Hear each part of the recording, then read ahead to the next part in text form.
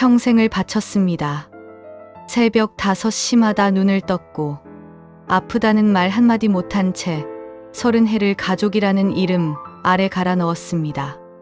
돌아온 것은 퇴직금을 날린 남편의 호통, 며느리 편만 드는 아들의 외면, 환갑날 밥상에서의 투명인간 취급이었습니다. 그날 밤 60이 넘은 한 여자가 낡은 서랍 속 등기권리증을 꺼내 들고 새벽 공기를 가르며 집을 나섰습니다. 도망이 아닙니다. 평생 처음으로 자기 자신을 선택한 여자의 이야기입니다. 구독과 좋아요는 이야기를 만드는데 큰 힘이 됩니다. 평생을 가족이라는 이름 아래 살아온 사람이 있습니다. 그 사람이 바로 저 정순입니다. 30해가 넘도록 새벽 5시면 눈을 떴습니다. 밥을 짓고 국을 끓이고 남편 도시락을 싸고 아이 학교 준비를 챙기는 것이 제 하루의 전부였지요. 누가 시킨 것도 아니었습니다. 그것이 당연한 삶이라고 믿었으니까요. 가족이 건강하고 남편이 무사히 출근하고 아들이 밥 잘 먹고 자라는 것만으로도 저는 충분히 행복하다고 생각했습니다. 아니, 그렇게 생각하려고 했다는 말이 더 정확할지도 모르겠습니다. 이웃들은 저를 보며 참 복도 많다고 했습니다. 남편 직장도 안정적이고 아들도 반듯하게 잘 컸다고요. 그 말들이 제 입술 끝에 작은 미소를 만들어 주었습니다. 하지만 그 미소 뒤에는 한 번도 꺼내보지 못한 이야기들이 차곡차곡 쌓이고 있었습니다.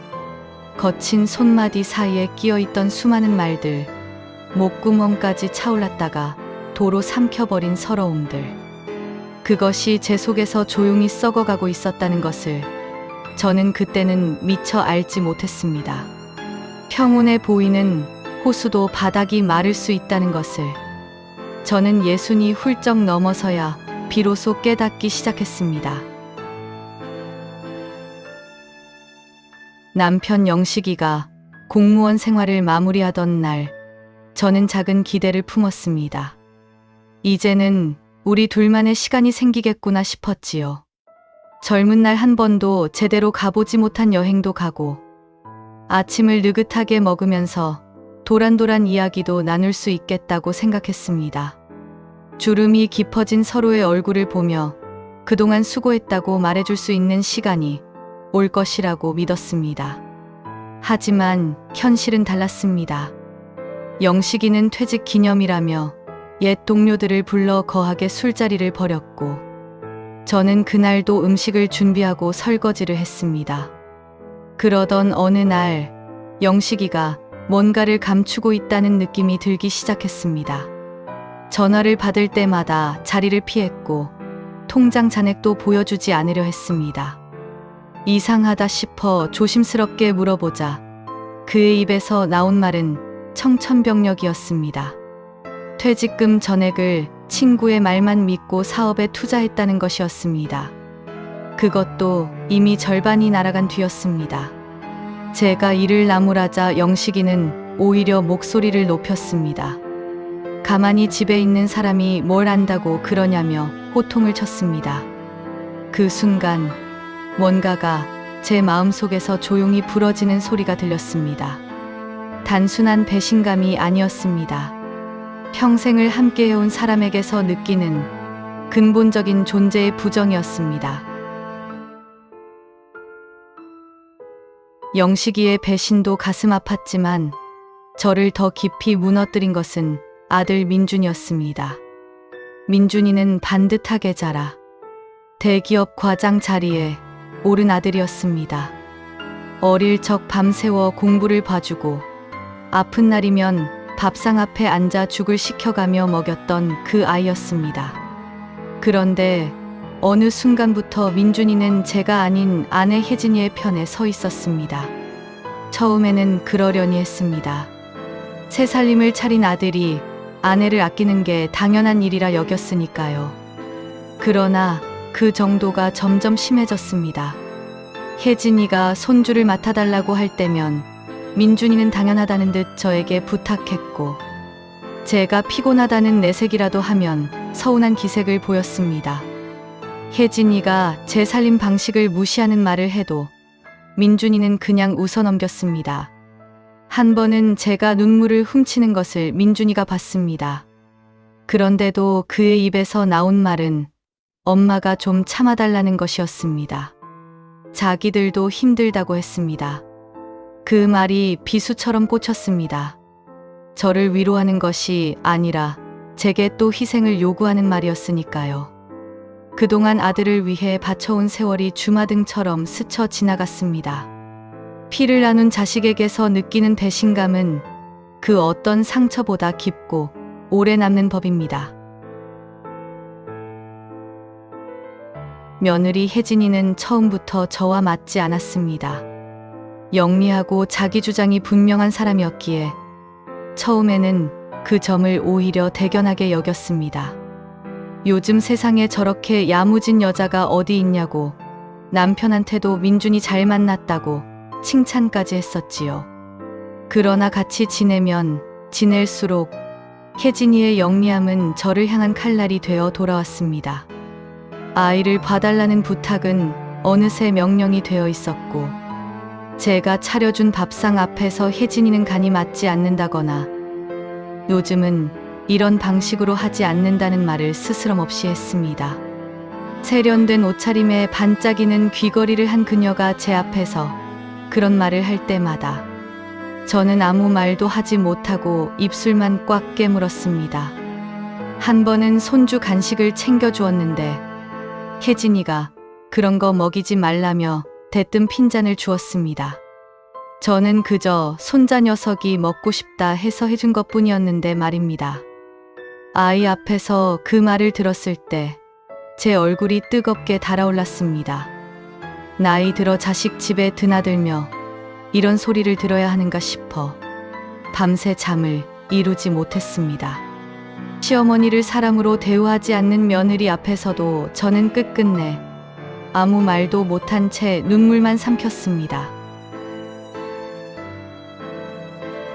제 환갑이 되던 날, 저는 나름대로 기대가 있었습니다. 환갑이라는 날이 제게 얼마나 특별한 의미인지를 가족들이 조금이라도 알아줬으면 했습니다. 꼭 잔치를 바란 것이 아니었습니다. 그저 오늘 하루만큼은 내가 이 집안을 위해 살아온 세월을 누군가가 알아봐 주기를 바랐습니다. 아침부터 기다렸습니다. 그러나 영식이는 아무 말이 없었고 민준이에게서 온 연락은 저녁에 외식이나 하자는 문자 한 통이 전부였습니다. 식당에 도착하자 혜진이는 메뉴판을 먼저 집어들었고 영식이와 민준이는 서로 할 말이 많은지 저는 아예 대화에 끼워주지도 않았습니다. 저는 그저 테이블 한쪽에 앉아 물잔만 만지작거렸습니다. 음식이 나왔지만 입맛이 없었습니다. 밥알이 모래처럼 씹혔습니다. 환갑날 밥상에서 투명인간이 된 기분이었습니다. 집으로 돌아오는 차 안에서도 아무도 저를 보지 않았습니다. 그날 밤 저는 오래도록 거울 앞에 서 있었습니다. 희끗한 머리카락, 깊게 팬 주름, 굽어진 손가락. 이 손으로 얼마나 많은 것을 해왔는데 그 순간 저는 결심했습니다. 더 이상 이 자리에서 투명인간으로 늙어가지는 않겠다고. 가슴 깊은 곳에서 무언가가 천천히 그러나 단단하게 일어서기 시작했습니다. 환갑날 밤, 저는 방 안의 낡은 서랍장 앞에 앉았습니다. 그 서랍은 오래된 물건들을 넣어두는 곳이었는데 저만 아는 비밀이 하나 있었습니다. 깊숙한 칸 안에는 친정어머니가 돌아가시기 전 제 손에 쥐어주신 시골집 등기권리증이 있었습니다.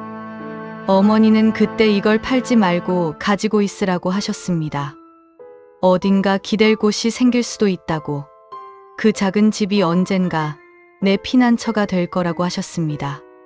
그 말이 무슨 뜻인지 그때는 몰랐습니다. 그냥 어머니의 빈말이려니 하고 서랍에 넣어두었습니다. 등기권리증 옆에는 작은 통장이 하나 더 있었습니다. 수십 년 동안 장을 볼 때마다 조금씩 아끼고 모은 비상금이었습니다. 영식이도 민준이도 모르는 통장이었습니다. 가족을 위해 쓰려고 모은 것이었는데 막상 쓸 일이 없어서 그냥 두었던 것이지요. 저는 두 손으로 등기권리증과 통장을 꺼내 들었습니다. 손이 조금 떨렸습니다. 무서웠던 것이 아니라 처음으로 나 자신을 위한 선택을 앞에 두고 있다는 것이 낯설고 설레었기 때문이었습니다. 새벽 2시가 넘었습니다. 저는 작은 가방 하나에 꼭 필요한 것들만 챙겼습니다. 그리고 수십 년을 살아온 그 집의 대문을 조용히 열고 나섰습니다. 새벽 공기는 차갑고 낯설었습니다. 50년 가까이 누군가를 위해 움직였던 이 발이 처음으로 오롯이 저 자신만을 위해 걷고 있었습니다. 버스 정류장까지 걸어가는 동안 뒤를 돌아보고 싶은 마음이 여러 번 들었습니다. 그러나 돌아보지 않았습니다. 뒤에는 제가 두고 온 것들이 있었고 앞에는 아직 제가 모르는 저의 시간이 기다리고 있었으니까요. 첫 버스를 타고 고속버스 터미널로 갔습니다. 오래전 어머니와 함께 살던 시골 마을 이름을 입에 올리는 것이 어색했습니다. 그곳에 마지막으로 간 것이 벌써 20년이 넘었으니까요. 어머니가 돌아가신 뒤로는 달기를 끈다시피 했던 곳이었습니다. 버스 창밖으로 서울의 불빛이 점점 멀어졌습니다. 이상하게도 무섭지 않았습니다. 오히려 수십 년 동안 가슴 위에 올려두었던 묵직한 돌덩이 하나가 슬며시 내려지는 기분이었습니다. 시골에 가까워질수록 하늘은 더 넓어지고 별이 하나씩 보이기 시작했습니다. 이 나이에 무슨 짓이냐고 스스로를 나무라는 목소리도 머릿속에서 들렸습니다. 그래도 괜찮았습니다. 틀려도 상관없었습니다. 적어도 이 선택은 제가 처음으로 저 스스로를 위해 내린 결정이었으니까요. 시골집에 도착한 것은 이른 아침이었습니다. 오랫동안 비어있던 집은 상상보다 훨씬 더 허름했습니다. 마당에는 잡초가 무릎까지 자라 있었고 마루 귀퉁이는 썩어 내려앉아 있었으며 지붕에서는 빗물이 스며든 자국이 벽을 타고 흘러내려 있었습니다. 반듯한 아파트에 살다 온 눈으로 보자니 그야말로 폐허였습니다. 주저앉고 싶은 마음이 없었다고 하면 거짓말입니다. 그러나 저는 마당 한가운데에 서서 그 집을 오래도록 바라보았습니다. 낡고 부서진 것들 사이로 어머니의 손길이 닿았던 흔적들이 보였습니다. 처마 끝에 걸린 풍경, 장독대 위에 남은 오래된 단지. 허름하지만 그것들은 여전히 그 자리에 있었습니다. 어머니가 제게 이 집을 남겨주신 이유를 그제야 알 것 같았습니다. 저는 가방을 내려두고 소매를 걷어붙였습니다. 먼저 마당의 잡초를 뽑기 시작했습니다. 손바닥이 까지도록 뽑고 또 뽑았습니다. 땀이 등줄기를 타고 흘렀지만 멈추지 않았습니다. 저무는 해가 마당을 붉게 물들이고 나서야 저는 잠시 손을 멈추었습니다. 이 집은 폐허가 아니었습니다. 새로 시작할 수 있는 빈 도화지였습니다. 그리고 그 위에 첫 획을 긋기 시작한 사람은 정순이라는 이름의 저였습니다. 시골집에서 맞이한 첫 아침이었습니다. 냉장고는 텅 비었고 부엌 살림도 형편없었지만 저는 마을 입구의 조그만 가게에 가서 쌀 한 봉지와 달걀 몇 개, 된장 한 통을 사왔습니다. 수십 년 동안 밥을 지었지만 그날의 밥 짓는 일은 전혀 다른 느낌이었습니다. 평생 남편 입맛에 맞추고 아들이 좋아하는 반찬을 고민하며 차렸던 밥상이 아니었습니다. 오로지 저 혼자 먹을 밥이었습니다. 간을 맞출 때도 저 자신의 입맛대로 했습니다. 조금 짜도 괜찮고 좀 심심해도 상관없었습니다. 된장찌개를 끓이면서 저도 모르게 눈물이 났습니다. 서러워서 운 것이 아니었습니다. 이상하게도 감사한 마음이 들어서였습니다. 이 작은 부엌에서 이 낡은 솥단지 하나로 오늘 처음으로 저를 위한 밥상을 차릴 수 있다는 것이 감사했습니다. 밥이 되자 오래된 밥상 하나를 마루에 꺼내 놓았습니다. 혼자 앉아서 숟가락을 들었습니다. 천천히 한 숟갈을 떴습니다. 밥알이 입안에서 녹았습니다. 모래처럼 씹히던 그 환갑날의 밥과는 달랐습니다. 따뜻하고 부드럽고 충분했습니다. 제 눈물이 밥상 위에 한 방울 떨어졌습니다. 저는 그것을 닦지 않고 그냥 다음 숟갈을 들었습니다.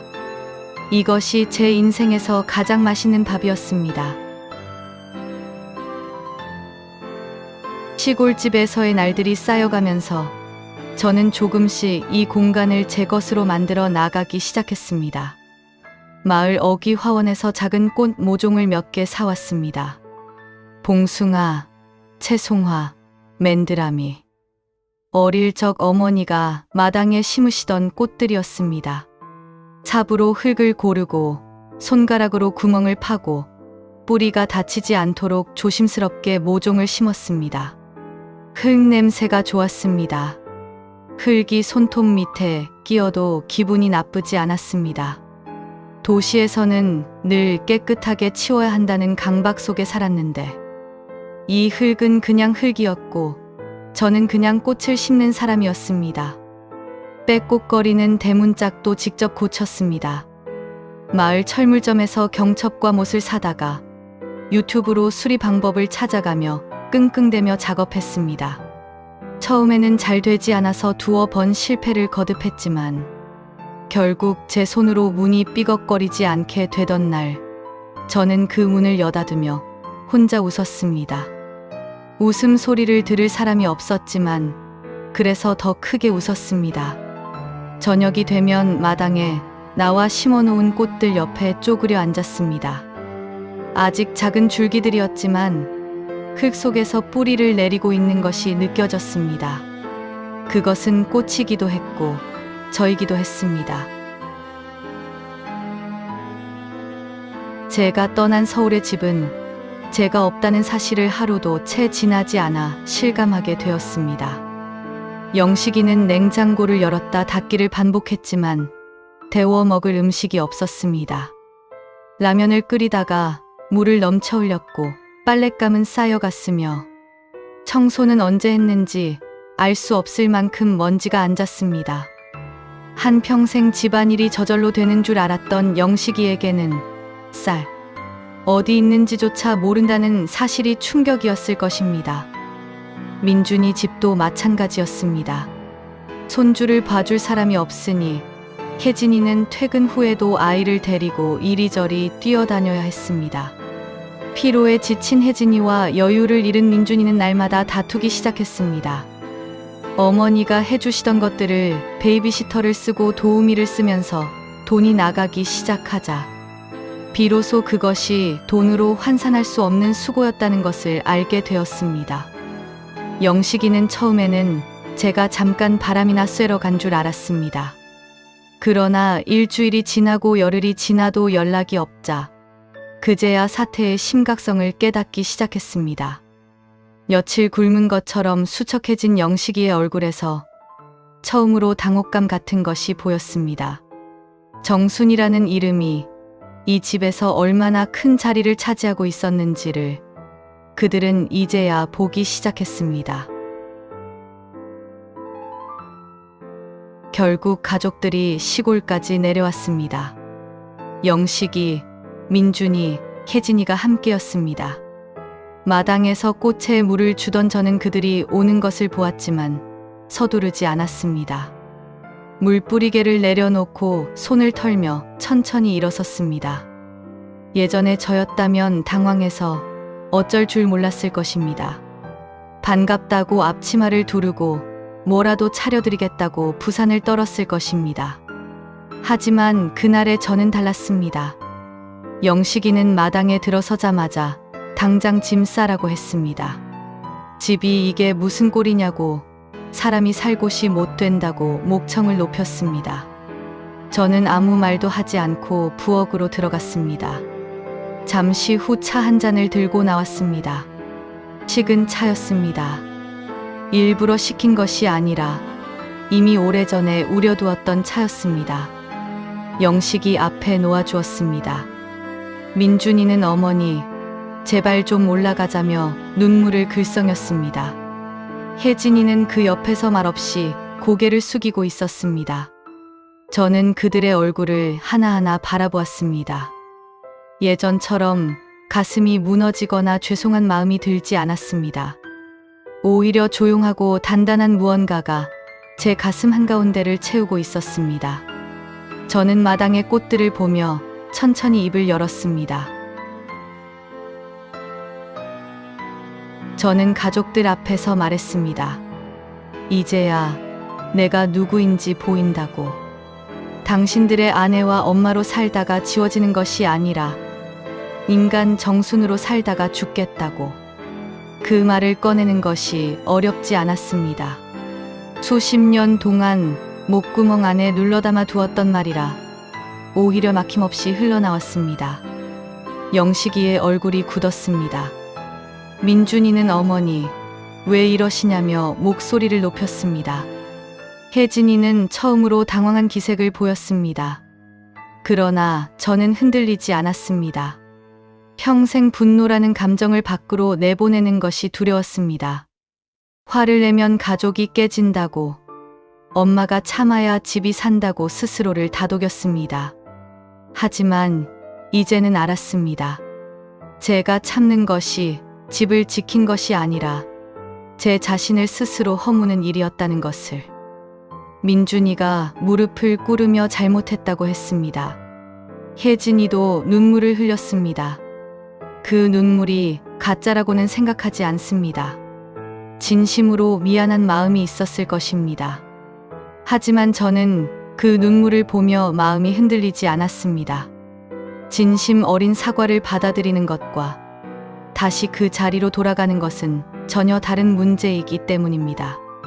정순이라는 이름은 이제 더 이상 누군가의 뒤에 붙는 이름이 아니었습니다.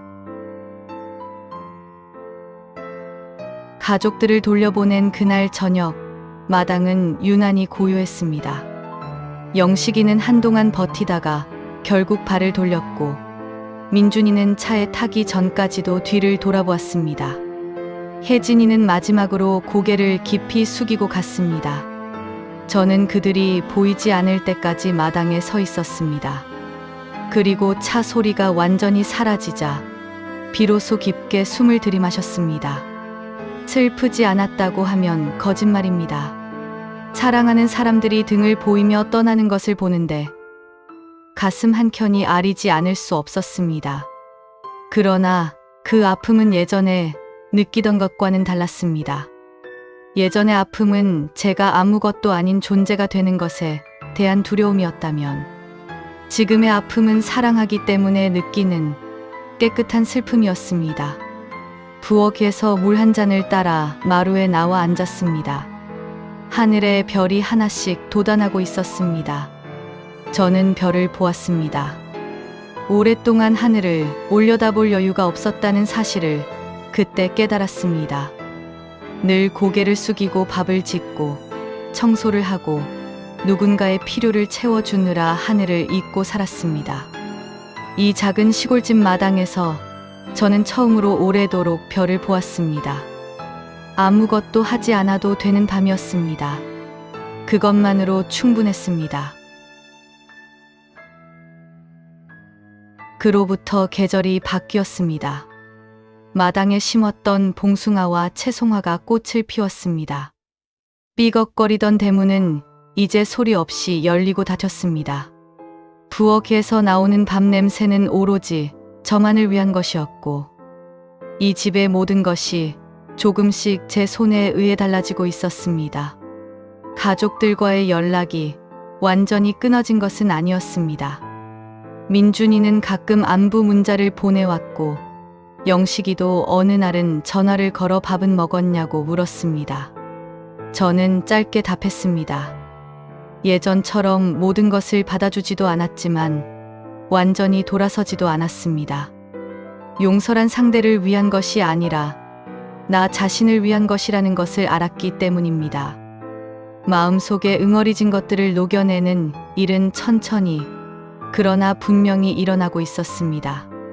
저무는 노을이 마당을 붉게 물들이던 어느 저녁, 저는 마루 끝에 걸터앉아 그 빛을 받았습니다. 거칠어진 손을 무릎 위에 올려놓고 눈을 감았다가 다시 떴습니다.